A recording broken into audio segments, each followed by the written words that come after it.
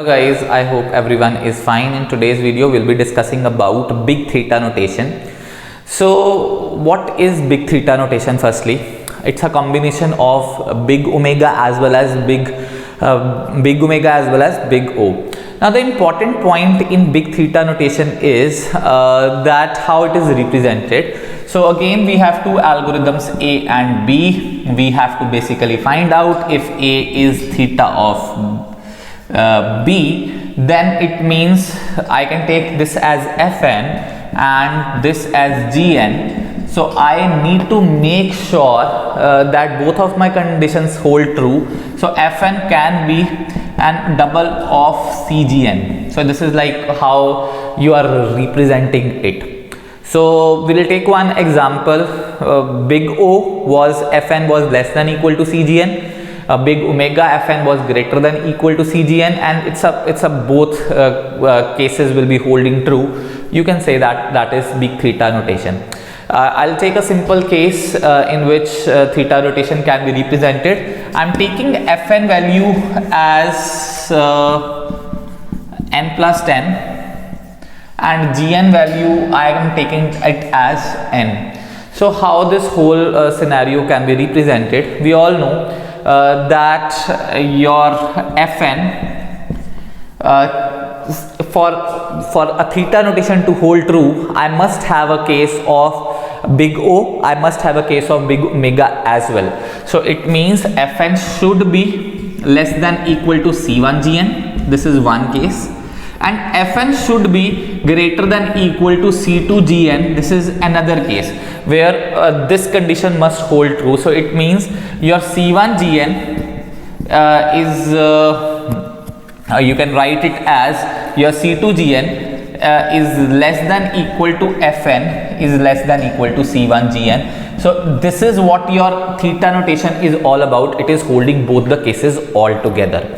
Now your Fn value is taken as n plus 10. So I am writing n plus 10 is less than C1 Gn. How this whole condition can hold true?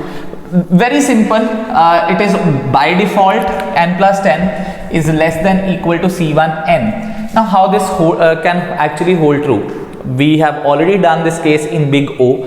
So what value of C1 should I put, or what value of n I should put so that this whole condition holds true? So clearly I can take n value as, or n naught as 10.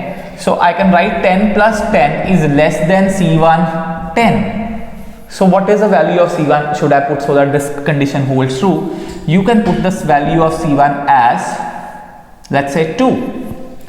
You can take the value of C1 as 2. So clearly C1 is taken as 2, n naught is taken as 10. This condition can hold true. It means for this condition to hold true, you must put n naught value is greater than equal to 10 and your C1 value is equal to 2.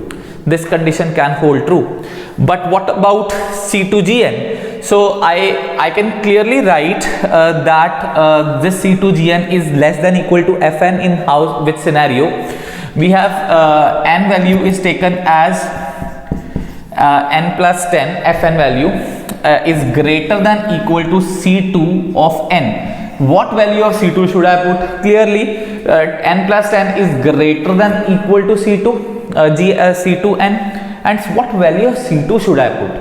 So if I put C2 value as 1,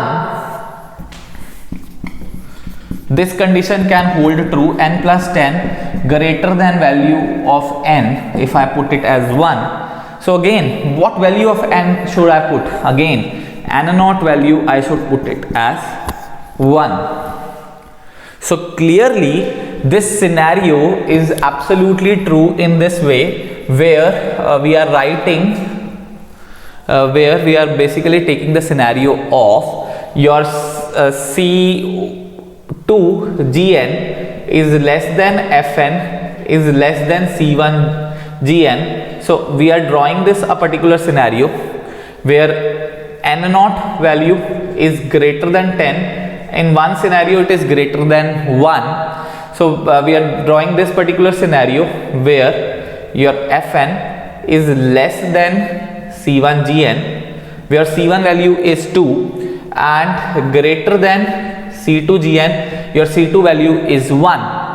Now in this case your N0 is taken as 1 and in this case your N0 is taken as 10. So which value of N0 should I take? One where N0 is 1 and another scenario N0 value is 10. We are going to pick this case. So this is a theta notation where we are following big O as well as big omega both, and this is your Fn, whatever the value of n plus 10 you have taken, and again we have got C1Gn and C2Gn accordingly. So if you like this video, kindly like, share and subscribe, and can share to maximum audience so that we can reach numbers. Thank you very much.